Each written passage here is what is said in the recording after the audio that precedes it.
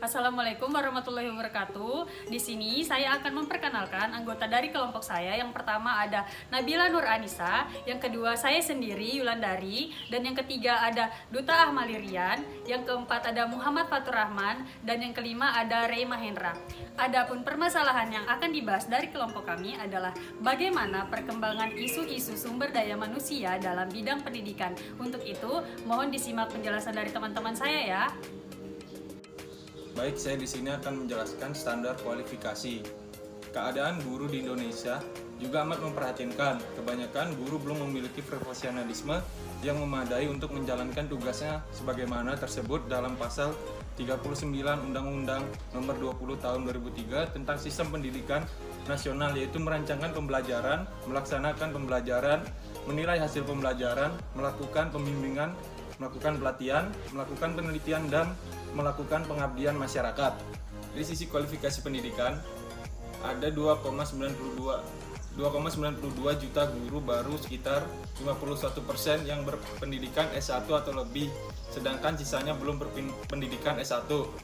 Dari persyaratan sertifikasi, hanya 2,6 juta guru atau sekitar 70,5% guru yang memenuhi syarat sertifikasi, sedangkan 861.670 guru lainnya belum memenuhi syarat sertifikasi. Dari segi penyebarannya, distribusi guru tidak merata. Kekurangan guru untuk sekolah di perkotaan, desa, dan daerah terpencil masing-masing adalah 21%, 37%, dan 66%. Secara keseluruhan Indonesia, kekurangan guru sebanyak 34%. Sementara di banyak daerah terjadi kelebihan guru.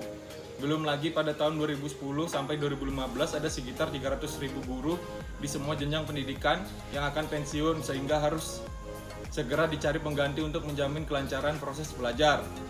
Di lingkungan pendidikan swasta, masalah kesejahteraan masih sulit mencapai taraf ideal. Banyak guru swasta yang tidak layak mengajar dilihat dari kualifikasi pendidikan dan disiplin keilmuannya. Oleh karena itu, pada umumnya guru swasta banyak yang belum disertifikasi sehingga tidak mendapat tunjangan sertifikasi guru. Sementara honor atau gaji guru swasta belum dapat memenuhi kesejahteraan guru secara memadai.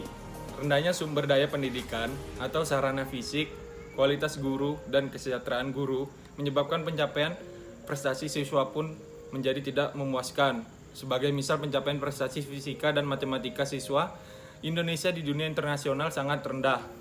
Solusi yang diberikan pemerintah, yang pertama mengeluarkan regulasi berkaitan dengan kualifikasi guru. Yang kedua, pendidik harus memiliki kualifikasi minimum dan sertifikasi sesuai dengan jenjang kewenangan mengajar, sehat jasmani dan rohani. Yang ketiga, pendidik untuk pendidikan formal pada jenjang pendidikan usia dini, pendidikan dasar, pendidikan menengah, dan pendidikan tinggi dihasilkan oleh perguruan tinggi berakreditasi.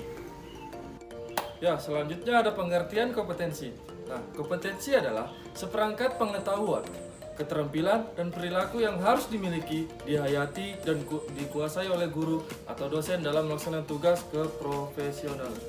Kompetensi guru merupakan perpaduan antara kemampuan personal, keilmuan, teknologi, sosial, dan spiritual yang secara kafah membentuk kompetensi dan standar profesi seorang guru yang mencakup materi, pemahaman terhadap peserta didik, pembelajaran yang mendidik, pengembangan pribadi, dan profesionalisme. Ya, selanjutnya ada profesi guru. Yang pertama yaitu ada tugas guru. Yang pertama, sebagai pembimbing, guru harus membawa peserta didik ke arah kedewasaan, berpikir, dan kreatif dan inovatif. Yang kedua, sebagai penghubung antara sekolah dan masyarakat. Dalam hal ini yang harus diperhatikan adalah prinsip kerjasama dan bahu-membahu dalam menciptakan akses edukatif bagi peserta didik. Yang ketiga, sebagai penegak disiplin, guru harus menjadi contoh dalam melaksanakan peraturan yang sudah ditetapkan oleh sekolah. Yang keempat, sebagai administrator, sorotan guru harus pula mengerti dan melaksanakan urutan tata usaha, terutama yang berhubungan dengan administrasi pendidikan. Yang kelima, sebagai suatu profesi, seorang guru harus bekerja profesional dan menyadari benar-benar pekerjaan sebagai amanah. Yang keenam, sebagai perencana kurikulum, maka guru harus berpartisipasi aktif dalam setiap penyusunan kurikulum karena ia lebih tahu kebutuhan peserta didik dan masyarakat tentang masalah. Dan yang ketujuh, sebagai pekerja yang pemimpin, atau Students Worker, guru berusaha membimbing peserta didik dalam pengalaman belajar.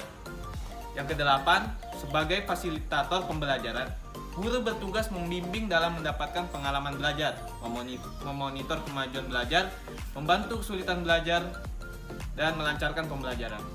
Yang kesembilan, sebagai motivator, guru harus dapat memberikan dorongan dan niat yang ikhlas. Yang kesepuluh, sebagai organisator, guru harus dapat mengorganisasi kegiatan belajar peserta didik, baik di sekolah maupun di luar sekolah.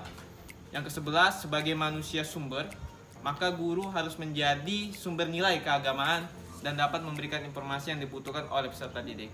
Dan yang terakhir, sebagai manajer, guru harus berpartisipasi dalam manajemen pendidikan di sekolahnya, baik yang bersifat kurikulum maupun di luar. Ya, lanjut ke kriteria dari suatu pekerjaan atau profesi yang ditekuni seseorang. Yang pertama ada upah, kedua memiliki pengetahuan dan keterampilan, ketiga memiliki tanggung jawab dan tujuan, keempat mengutamakan layanan, kelima memiliki kesatuan, dan mendapat pengakuan dari orang lain atas pekerjaan yang digeluti. Profesionalisme dan keunggulan. Salah satu masalah besar yang dihadapi dunia pendidikan Indonesia sejak masa Orde Baru adalah profesionalisme guru dan tenaga pendidik yang masih belum memadai. Secara kuantitatif, jumlah guru dan tenaga kependidikan lainnya sudah cukup memadai, tetapi dari segi mutu, profesionalisme masih belum memenuhi harapan. Banyak guru dan tenaga kependidikan lainnya yang masih unqualified dan mismatch, sehingga mereka tidak atau bahkan kurang mampu menyajikan dan menyelenggarakan pendidikan yang benar-benar kualitatif. Jabatan guru adalah jabatan yang paling tidak disenangi di dalam masyarakat modern, disebabkan karena penghargaan ekonominya yang relatif sangat kurang dibandingkan dengan profesi lainnya.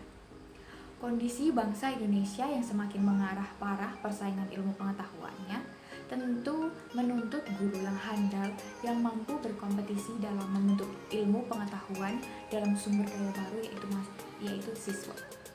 Tantangan bagi setiap lembaga pendidikan untuk menemukan guru yang mampu mendistribusikan pengetahuan pada proses pendidikan yang dilaksanakan sesuai dengan skill atau keahlian yang disebut dengan profesionalisme.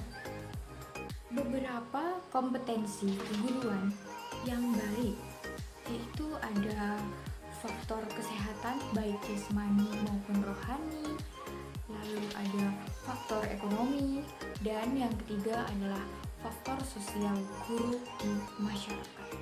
Tantangan masa depan yang sedemikian berat itu ternyata belum diimbangi dengan kesiapan yang cukup oleh bangsa Indonesia.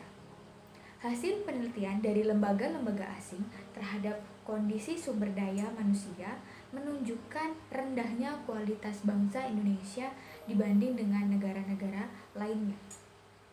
Kondisi ini seharusnya menyadarkan untuk seluruh elemen bangsa ini agar lebih memiliki perhatian terhadap masa depan bangsa Indonesia dengan mempersiapkan sedini mungkin kualitas guru. Ya, demikian tadi penjelasan tentang materi kami dengan judul isu global dalam sumber daya manusia di bidang pendidikan. Kurang lebihnya kami mohon maaf. Wassalamualaikum warahmatullahi wabarakatuh.